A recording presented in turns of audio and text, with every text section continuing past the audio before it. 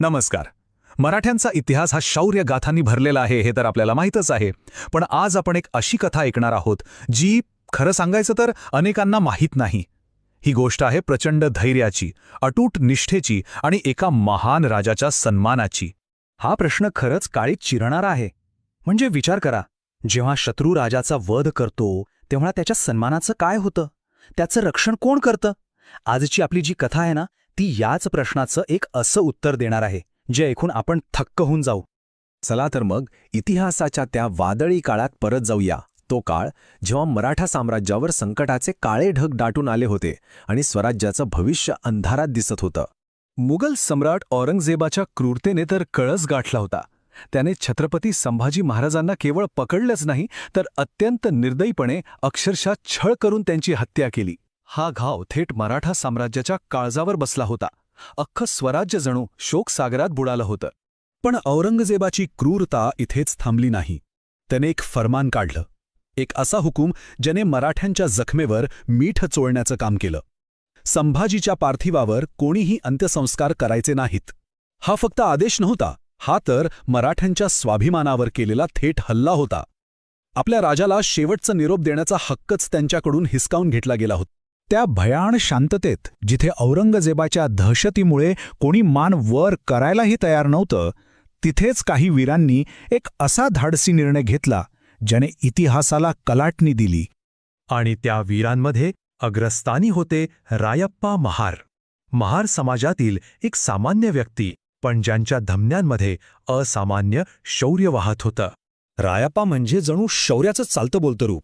इतके निडर की मृत्यूलाही ते घाबरत नसत. पण या शौर्याच्या मागे होती ती स्वराज्यबद्दल आणि आपल्या राजाबद्दलची अटूट अविचल निष्ठा. पण या धाडसी मोहिमेत ते एकटे नव्हते बरं का. त्यांना साथ मिळाली शिवले देशमुखांची. या दोन वीरांनी मिळून ठरवलं, काहीही झालं तरी औरंगजेबाचा हुकूम मोडायचा आणि आपल्या राजाला सन्मानाने अखेरचा निरूप द्यायचाच. आणि आता सुरू होणार होती शौर्याची खरी अग्निपरीक्षा. त्यांनी जो निर्णय घेतला होता तो म्हणजे जणू काही स्वतःच्या हाताने मृत्यूला कवटाळण्यासारखंच होतं.